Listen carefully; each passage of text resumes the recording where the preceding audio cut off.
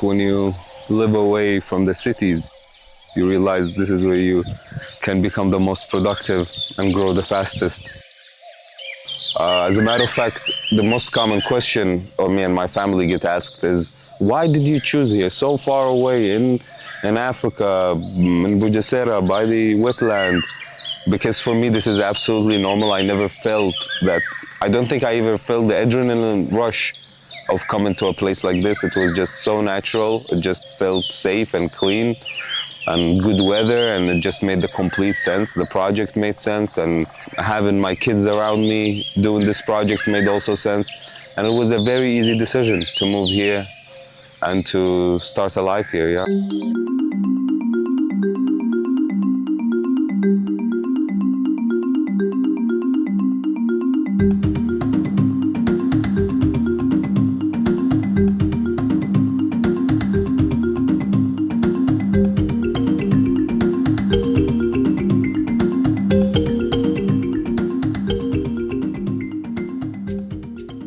My name is Rishi Chaja. People around here call me Rishi, aka the Bushman, and I manage Eagle View Farm project.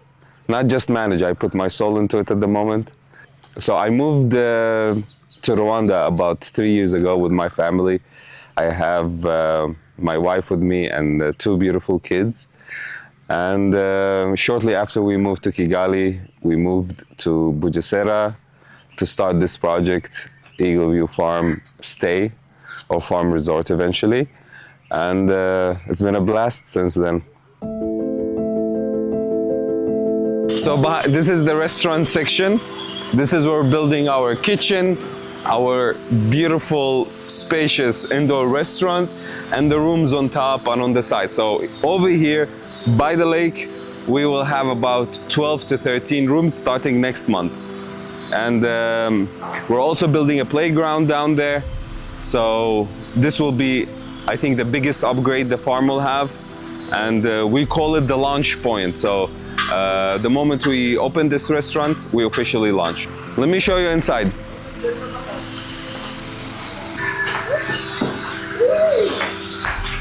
Yes, beautiful, right?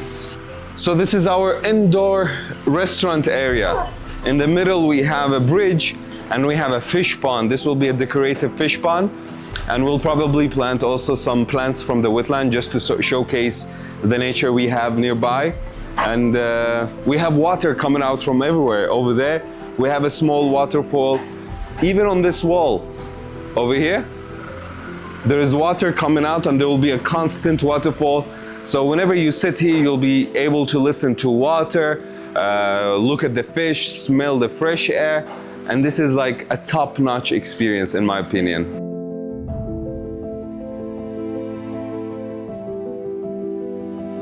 Starting a business as a foreigner here, or even moving here, is, again, it's one of the reasons I decided to stay here. It's quite simple. It's a welcoming process, and there's quite enough support around this topic. So the experience so far was good, and yeah, I like how easy and simple and welcoming everything is.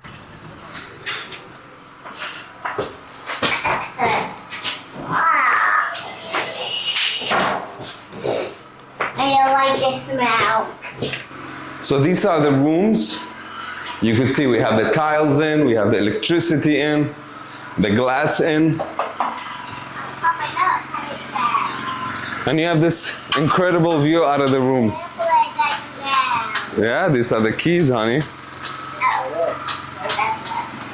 So you can see we even have a garden on top of here. Can you imagine? Yeah, because there's not enough trees in the farm, so we need more of them. There's never enough trees. Let's go. To walk you through a typical day, this is, I think, what a typical day is. Sitting by the lake, listening to the birds, watching the animals play around. This is why we're turning this into a hospitality business, is because we want to share this unique experience to as many people as possible. And it's already working. People that come here say the same things, that they feel that they grounded again. They feel that they're in tone with the nature. So the day starts like this normally. Good weather, quietness, animals playing around, fishermen fishing. Afterwards, we go to the farm. We do the daily chores of the farm. At the moment, we're running a hospitality business in the farm, so there's a lot to do in that sector as well. We constantly plan events, plan experiences, plan packages for clients to attract more and more clients to come here. What we're doing here is absolutely not easy. To turn Eagle View Farm into a travel destination in Rwanda requires a lot of work, and we spend almost all day putting that work to make this happen.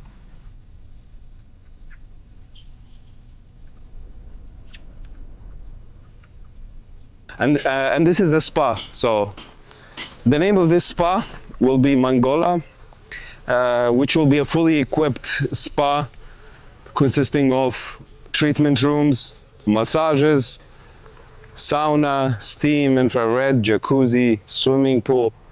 So think of this: you come here with your family, you're having a good time here, massage, your kids are playing by the playground, then you're having dinner by the restaurant, or we're setting you a private fire pit for you and your family with some food. Yes, love. I'll hold it, okay. Now read it. Read it? No, later. So, yeah, the spa is a big highlight for the farm. You know, the number one growing tourism sector is wellness, hospitality. So, wellness is a big part of this farm, and I think it's a big part of all our life. After all, if someone wants to go to a farm, they're probably thinking of healthier. So wellness resonates perfectly. And as you could see, we're, I think, halfway. And by September, this spa should be functional and ready to host you. Amakuru. Neza. Neza. Yego. So at the moment, I believe that I'm just a big part of a trend of a new future luxury. At the moment, people are not catching up.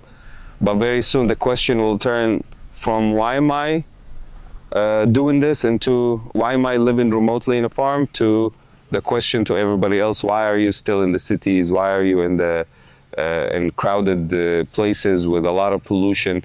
There will be very little reason to stay in the cities. So I'm just a big part of a trend, I believe, and this is us as humans going back to nature and going back to where we actually belong.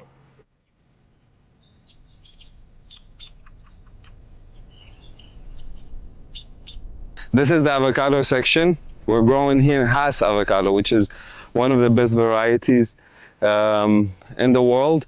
And again, avocado is very close to nature, to wellness. The avocado itself will be sold as experience in the wellness part. For example, we're going to be using the avocado oil or avocado leaves in different procedures. But also, this is for our clients to enjoy one of the best products of Rwanda, avocado. And it's right behind it is the mango. So you have avocado, and then section 2 is the mango. And there's also oranges, lemon, papaya, tree tomato, passion fruit. There's a lot. There's strawberries. There's almost everything that you could find in Rwanda here. And yeah, it's a blessed to be here for sure. This is phase 1 of the project, which is, I call them the private stays, because you have a private kitchen, you have a private pit, and it's kind of secluded from everything else. And I think this is the perfect spot for families. And at the moment, this is the part of the project that is functional and that is fully booked during the weekends at least. So clients can come here.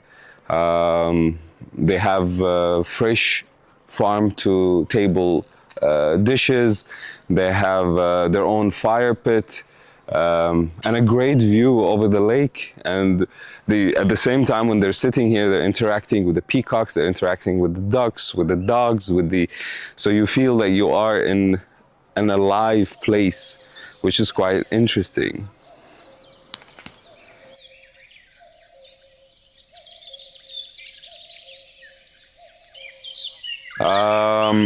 Yeah, initially when my family, my mother-in-law, they found out about this move of moving to Rwanda, leaving Europe and moving to Rwanda, they were absolutely panicking, you know.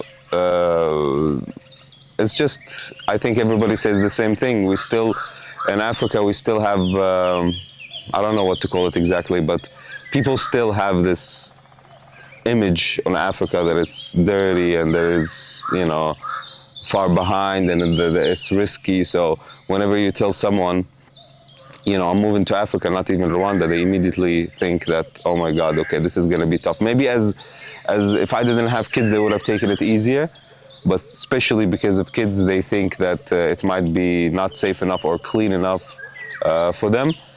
And I can tell you that 3 years later, my kids are happy. We are all happy. They're healthy. They're learning. They're growing. And I absolutely feel like neither I, neither them are missing out on anything at this stage. So one of the coolest things about living in a place like this and having rooms is that sometimes you get to meet very interesting people, just random travelers who are just out of nowhere here for no reason really.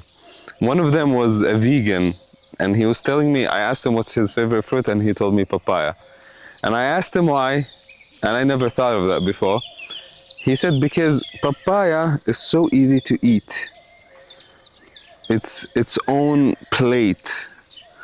And the moment I tried it, I was like, damn, this guy, vegans know what they're doing when it comes to fruits. So he told me, look, you remove that or eat it if you want to feel healthier. So don't worry, this comes back to the ground and new papaya trees. It's not a... That's also good. So look at that, you just scoop it. It's so good. Look, look. Just like an ice cream. Do you want?